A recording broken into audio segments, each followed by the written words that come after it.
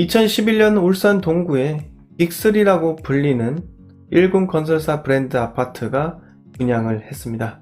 현대 아이파크, 대우 프로지오, 대림의 이편한 세상.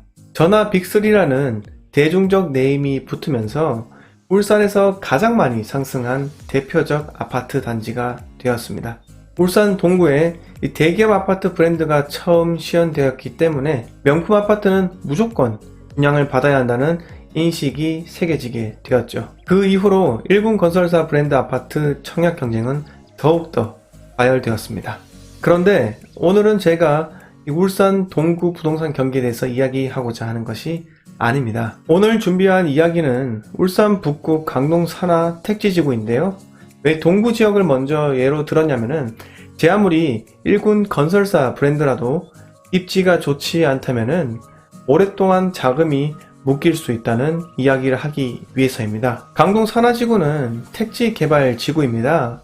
아직까지도 개발이 진행되고 있으며 울산의 해운대라는 청사진을 제시하며 많은 투자자를 유치하고 있는 현재 진행형 택지 개발 지구입니다.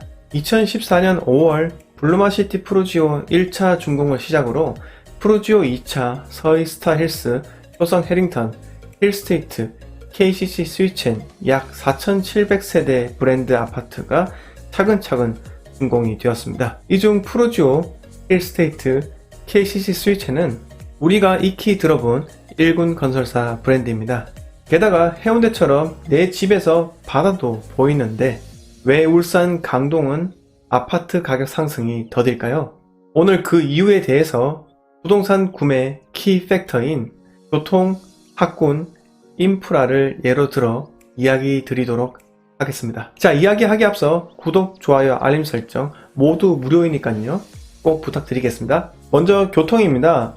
우선 강동으로 진입할 수 있는 도로는 정자 예길을 제외한다면 하나입니다. 바로 스포츠 중고등학교 앞에 31번 도로인데요.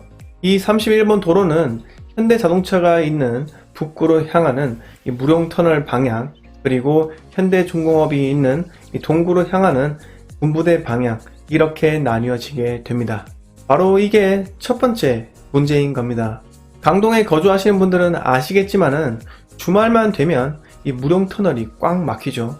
게다가 동구로 가는 길은 군부대까지는 길이 정비되어 있어서 상당히 괜찮지만은 군부대를 지나면 왕복 2차선에 불과해 교통이 상당히 불편합니다. 그런데 자차가 있다면 이 정도는 감수가 가능하죠. 하지만 만약 집에 차가 한 대밖에 없고 남편이 출근을 위해 차를 가져가 버리면은 남은 가족들이 버스를 타고 밖으로 이동을 해야 되는데 이 버스 노선이 여간 불편한 것이 아닙니다.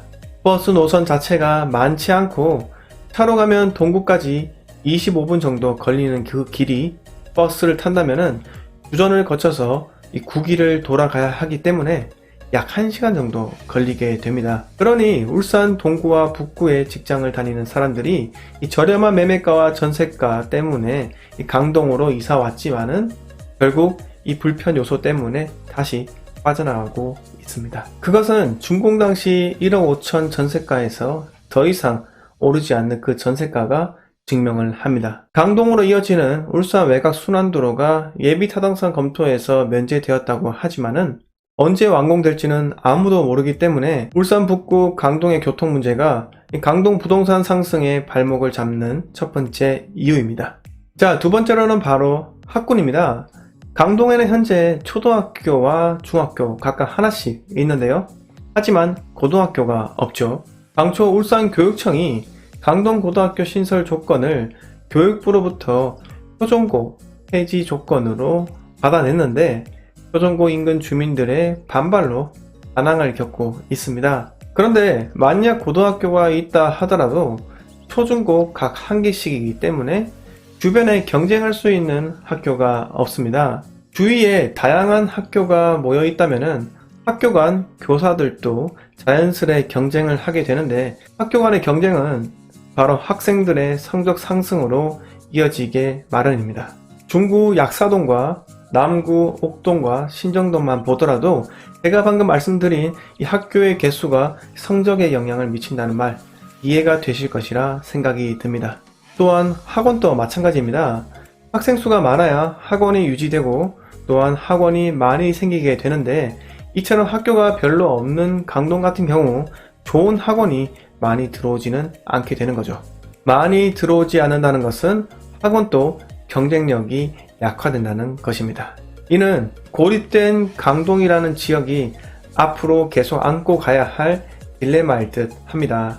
자, 학군을 강동 집값이 상승하지 못하는 두 번째 이유로 정하겠습니다. 자, 세 번째 이유는 바로 인프라입니다. 거주의 가치를 높일 수 있는 인프라가 무엇이냐 저에게 묻는다면은 저는 단언컨대 대형마트와 병원이라 말씀을 드릴 겁니다. 강동은 인구가 상당히 많이 있는데 이마트나 홈플러스 같은 대형마트가 없습니다.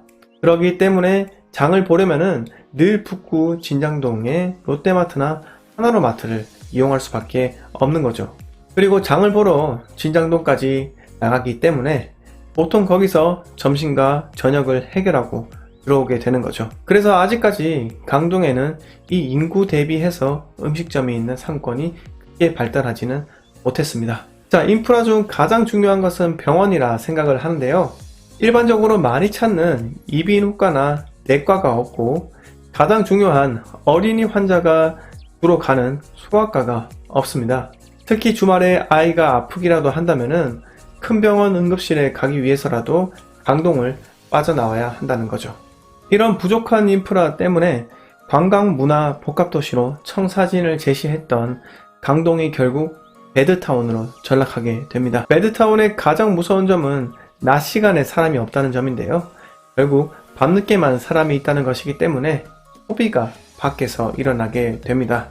그렇기 때문에 상권의 발달도 쉽지가 않죠. 앞서 말씀드린 것처럼 이 강동 밖의 인프라를 이용하기 위해서 이 강동 거주민들이 밖으로 몰려 나오기 때문에 기존의 불편한 교통은 더욱더 불편하게 되는 겁니다. 이러한 반복적인 악순환은 현재 강동의 아파트 매매가와 이 전세가가 장기적 침체기로 가게 만든 장본인입니다. 그런데 이러한 악조건이 상당히 많은데 이 와중 정말 다행인 것은 기존의 롯데 워터파크 조성공사가 중단이 되었다는 것을 여러분들이 기억을 하실 건데요.